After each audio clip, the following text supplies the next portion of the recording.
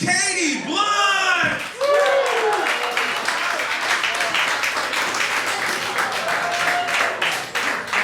Thank you so much. I'm a college science professor by day, just a lot more respected doing this. I teach earth science at the Fashion Institute of Technology.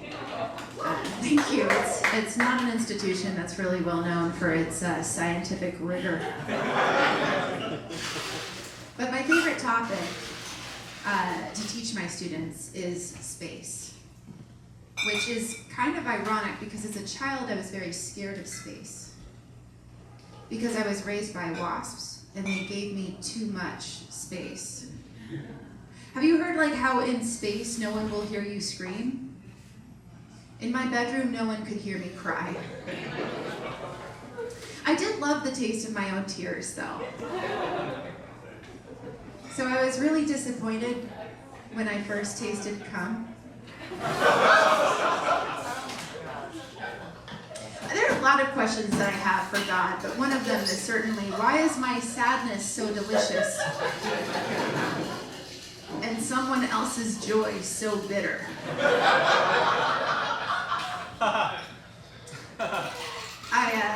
I was raised by atheists, but they sent me to Catholic schools because they were cheap. Both the parents and the schools were cheap. And I guess they give you a discount if you get to be alone with the priest. I'm kidding, I don't. Nothing happened to me, I'm a girl.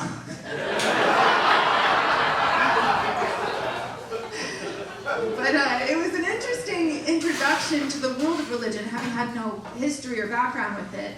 In preschool, the first time that we had like snack, I started eating it before we said grace. And I remember one of the teachers came over and I felt this really heavy hand on my shoulder. And I looked and he had no thumb at all. So I started to scream.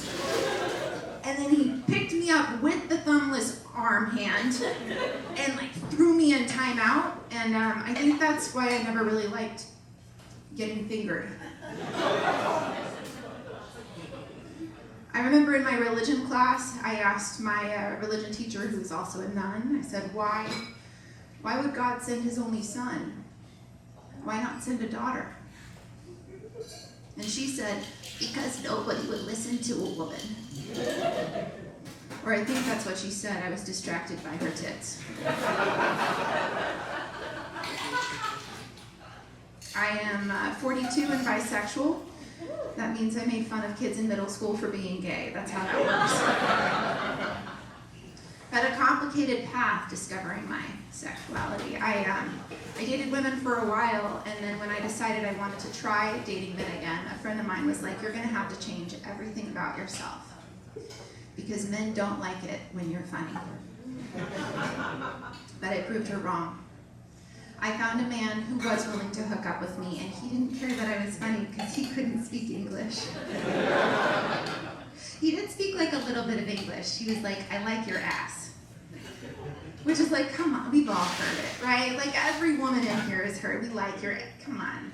Tell me something specific to me, particular to me. Be like, I love the way that you confuse fatherhood with disappointment.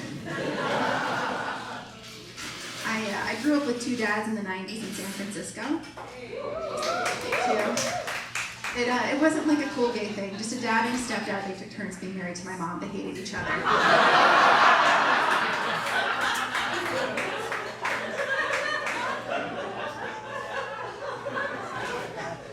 I have a rich liberal dad and a broke conservative dad. So my daddy issues are just pretty much America. And lately my broke conservative dad has been unwell. He's been in the hospital. And thinking about, you know, what it means to have a conservative man who's in danger, I've been thinking about it, and I think we should be nicer to Erica Kirk.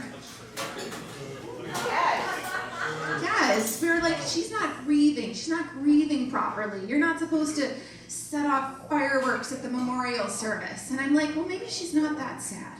Because I remember being a little kid and playing in the living room, and I'd like have little cars, and I'd turn one of the cars into another car, and my dad would be like, women drivers.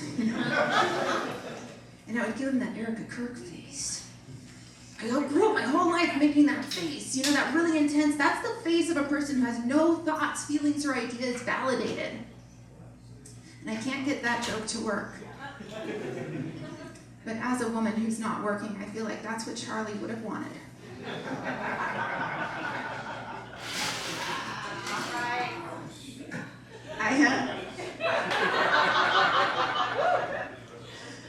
I went to my first all-female sex party last year. It's pretty fun. Pretty exciting. Oh, didn't realize that would suck all the air out of the room. All-female sex parties. Anyone been? Anyone been all-female sex party? Well, you gotta go. An all-female sex party is an entire night of talking. Like, I didn't expect to leave with such a warm heart and a dry throat, Dry everything, honestly. I'm kidding, we cried. But it made me think about what it's like to be a straight man. I don't know what it's like, but I kind of imagine it's like this. Because I found myself going up to groups of women and just mansplaining science. I'd be like, hey, did you know estrogen drives the olfactory system? Which is true, by the way. Do you guys know what the olfactory system is? Can anyone say it? I just heard a man be like, sure. Smell, yes. Oh my gosh, you guys are locked into it now. It's smell. It's your sense of smell, and it's true. The more estrogen in your system, the stronger your sense of smell, which is maybe why we weren't going down on each other.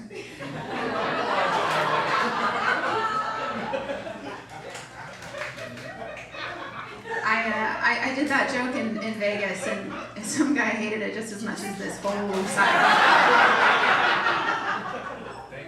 Some guy shouted at me from the crowd and was like, hey, we don't need all that. And I was like, what do you mean? And he goes, we don't need smart women. And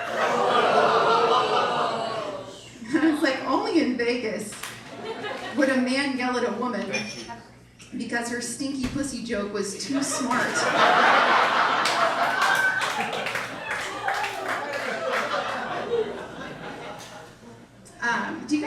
Do you think it's better to try and fail or never try at all? Just shout it out. What do you think? Try and fail or never try at all? What do you vote? Try and fail. Universally try and fail. So you guys are all pretty locked in for this miscarriage material.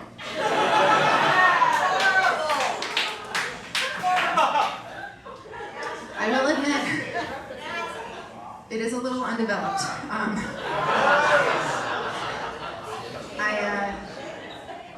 I had a miscarriage last year, a week after getting an eviction notice, which means I got to write to my landlord and be like, well, the eviction worked on one of us. I'm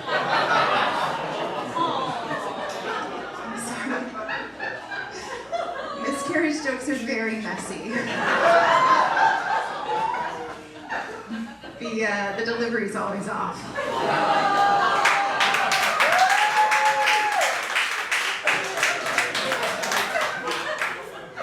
It is a common thing, though. It's very common. 1 out of 5 pregnancies ends in a miscarriage. And I really think that we should have more songs. The last time that a song really nailed the experience of a miscarriage, the song was written in 1996. Does anyone know what that song was? 1996.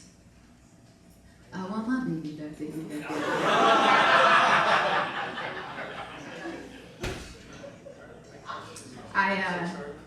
I've been very proud of this joke. A lot more proud than I was of what inspired it. And if you guys think this is too much miscarriage material, you would have hated my bathroom. But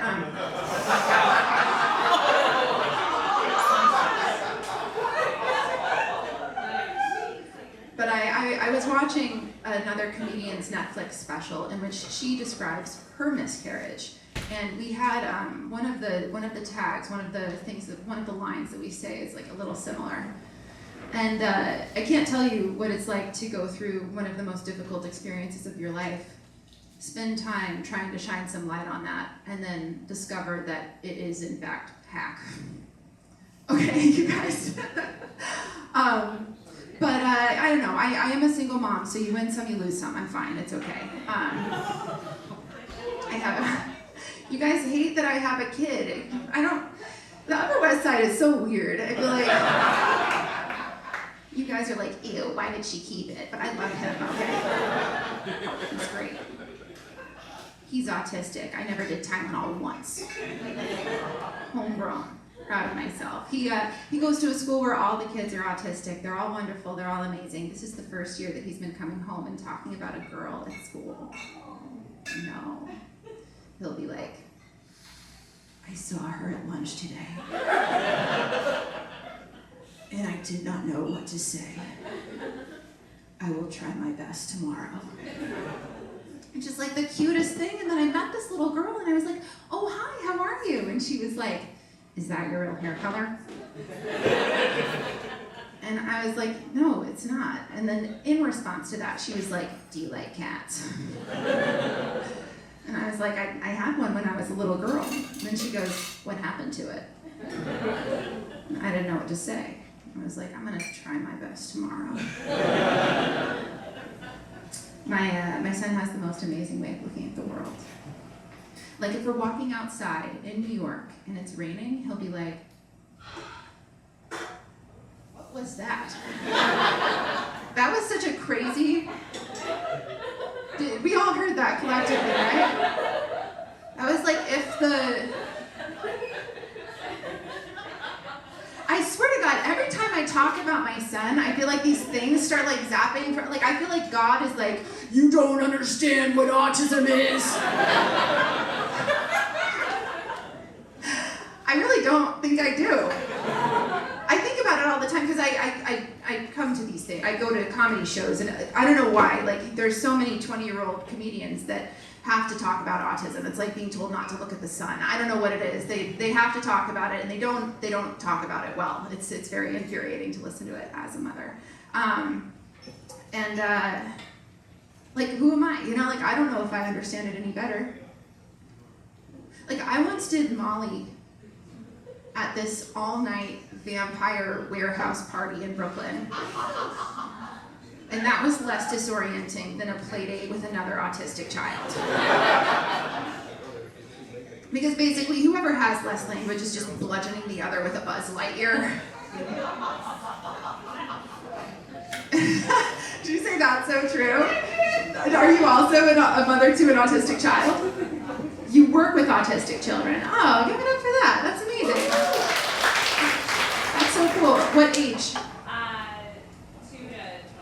2 to 22. That's a wide range. Do you work with them one-on-one or in like a group setting? In a clinical school setting. That's really cool. Do you do like a specific thing or like speech or OT or something like that? ABA. Oh, you're an ABA therapist. Oh, very cool. How do we feel about it? How do we feel about it, Upper West Side? Is this like talking about vaccines or half of you like, ew, it shouldn't be ABA, it's supposed to be DBT floor therapy? This is so inside autism right now. You guys. What did you say? The Denver method? I don't know what the Denver method is. What is that? Really? Oh, I'm learning so much. I'm so glad I did this. I was also an ABA therapist for a while before I had my son. I feel like I got trained in how to navigate it. As we're just having a conversation now. I've completely.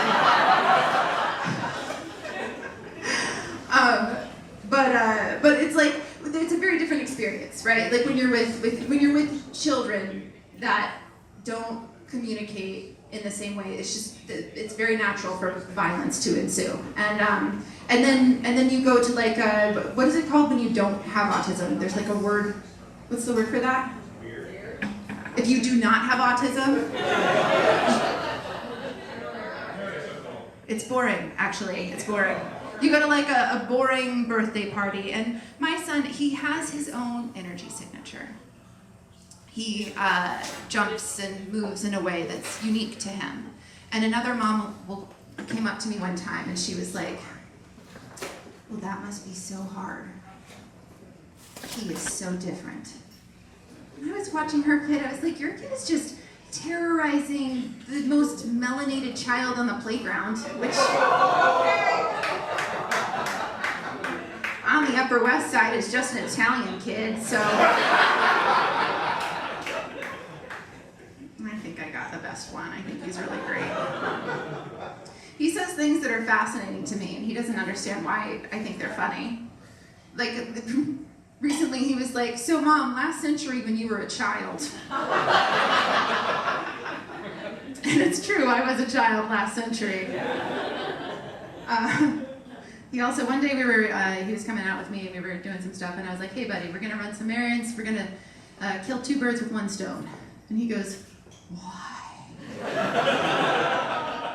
And I was like, oh no, it's just a saying, it's like a phrase. It just means you're getting stuff done, to kill 2 birds with 1 stone. And he's like, who came up with that phrase?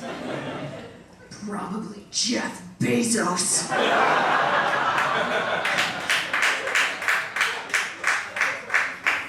It's pretty amazing. This past year I got engaged to a man. How crazy, right? How crazy. To a really, really wonderful person. And I knew we were in a good place when early on in the first date, I spilled something on my shirt, and he reached into his pocket and he pulled out a Tide pen, and he goes, "Stepdad energy." So hot. It's like when you get your titty signed by a Tide pen, guys. The other day I was like, hey, you want to have sex? And then he just was like, yeah, sure, and then played video games for 6 hours. I was like, stepdad energy. You guys have been amazing. My name's Katie Blank. Thank you so much.